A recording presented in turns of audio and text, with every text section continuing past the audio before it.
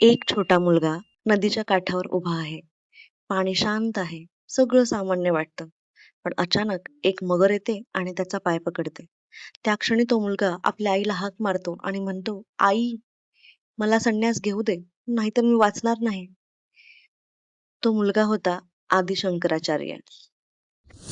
नमस्कार. आज आदी शंकराचार्य जयंतीच्या निमित्ताने आपण त्यांच्या जीवनातील काही विलक्षण आणि प्रेरणादायी घटना जाणून घेणार आहोत, ज्या प्रत्येक घटनेत एक खोल विचार आणि जीवनाचं सत्य दडलेलं आहे. शंकर लहानपणापासूनच वेगळे होते. त्यांना आध्यात्मिक जीवनाची ओढ होती. पण त्यांच्या आईसाठी तो एकमेव मुलगा होता, ती त्यांना कधीच दूर जाऊ देणार नव्हती. आणि मग तो दिवस आला. नदीत अंघोळ करताना अचानक मगरीने त्यांचा पाय पकडला. शरीर हळूहळू पाण्यात ओढलं जात होतं.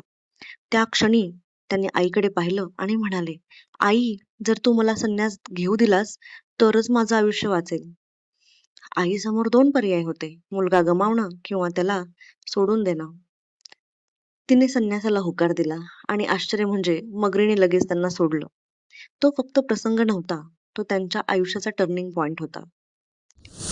संन्यास घेताना त्यांनी आईला एक वचन दिलं, "तुझ्या शेवटच्या क्षणी मी तुझ्या जवळ असेन."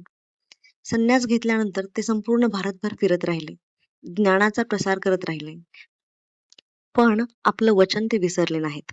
जेव्हा त्यांच्या आईची तब्येत खालावली, ते ताबडतोब परत आले आणि शेवटच्या क्षणी तिच्या जवळ बसले. संन्यासी असूनही, शास्त्रविरुद्ध असूनही त्यांनी स्वतः आईचे अंतिम संस्कार केले. कर्तव्य आणि अध्यात्म दोन्ही एकत्र निभावले. पुढे ज्ञानाच्या शोधात ते उत्तर दिशेला निघाले. नर्मदा नदीच्या काठावर त्यांना भेटले गोविंद भगवतपाद. ते एका गुहेत ध्यानात मग्न होते. शंकरांनी नमस्कार करून ज्ञानाची विनंती केली. गुरूंनी त्यांची विलक्षण बुद्धी ओळखली आणि त्यांना वेद, उपनिषद आणि ब्रह्मज्ञान शिकवलं. इथून तयार झाला एक महान आचार्य. त्या काळात मंडन मिश्र हे एक अत्यंत मोठे विद्वान मानले जात. ते कर्मकांडावर विश्वास ठेवत होते आणि शंकराचार्य अद्वैत आणि ज्ञानावर भर देत होते. दोघांमध्ये वाद सुरू झाला.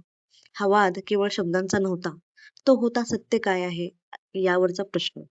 या वादासाठी न्यायाधीश म्हणून बसल्या मंडन मिश्र यांची पत्नी उभय भारती. त्या स्वतः अत्यंत विदुषी होत्या. वाद अनेक दिवस चालला आणि शेवटी शंकराचार्य जिंकले. पण उभय भारती म्हणाल्या, "तुम्ही मला सुद्धा हरवलं पाहिजे, कारण मी यांची अर्धांगिनी आहे." त्यांनी प्रश्न विचारले, गृहस्थ जीवन आणि स्त्री पुरुष संबंधांबद्दल. शंकराचार्य संन्यासी होते, त्यांना अनुभव नव्हता, म्हणून त्यांनी काही काळ मागितला. ते जंगलात गेले आणि योग शक्तीने एका मृत राजाच्या शरीरात प्रवेश केला. त्या शरीरात राहून मर्यादांचं पालन करून त्यांनी जीवनाचा अनुभव घेतला आणि काही दिवसांनी पुन्हा आपल्या शरीरात परत आले. पुन्हा वाद सुरू झाला. यावेळेस ते पूर्ण तयार होते आणि अखेर त्यांनी उभय भारतीलाही हरवलं. मंडन मिश्र आणि उभय भारती दोघेही त्यांचे शिष्य बनले. ज्ञानाने अहंकार नाही, तर परिवर्तन घडवलं. पुढे एकदा काशीमध्ये शंकराचार्य आणि त्यांचे शिष्य चालत होते. समोर एक चांडाळ उभा होता. त्या काळात भेदभाव खूप होता. शंकराचार्यांचा एक शिष्य त्यांना म्हणाला, "बाजूला हो." चांडाळ म्हणाला, "आचार्य, तुम्ही कोणाला दूर करताय? या शरीराला की आत्म्याला? जर आत्मा एकच असेल तर भेद कशाचा?" त्या क्षणी शंकराचार्यांना जाणवलं, सगळ्यांमध्ये एकच आत्मा आहे आणि त्या चांडाळाला त्यांनी नमस्कार केला. यालाच म्हणतात अद्वैताचं खरं आचरण. त्यानंतर त्यांनी संपूर्ण भारतभर प्रवास केला. 4 दिशांना 4 मठ स्थापन केले.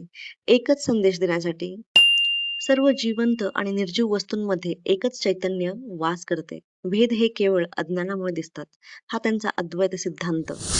शंकराचार्यांनी आपला अद्वैत सिद्धांत प्रस्थापित करण्यासाठी हिंदू तत्वज्ञानाच्या पायाभूत ग्रंथांवर सविस्तर भाष्य लिहिली. त्यापैकी प्रमुख ब्रह्मसूत्र भाष्य, प्रमुख उपनिषदांवरती भाष्य जसं की मांडुक्य, तैत्तिरीय, ऐतरेय, सोबतच अनेक तात्विक ग्रंथही त्यांनी लिहिली, जसे की विवेक चूडामणी, आत्मबोध, पंचीकरणम, तत्वबोध. आणि याचसोबत त्यांनी पुष्कळ स्तोत्रे आणि भजनंही लिहिली. त्यापैकी मुख्य म्हणजे सौंदर्य लहरी, मनीषा पंचकम, निर्वाण षटकम, शिवमानस पूजा, भज गोविंदम सारखं भजन आणि कनकधारा स्तोत्र. फक्त 32 वर्षांचं आयुष्य, पण एक असा विचार जो हजारो वर्षांनंतरही जिवंत आहे. आज आपण बाहेर शोधतो, पण उत्तर आपल्या आतच आहे.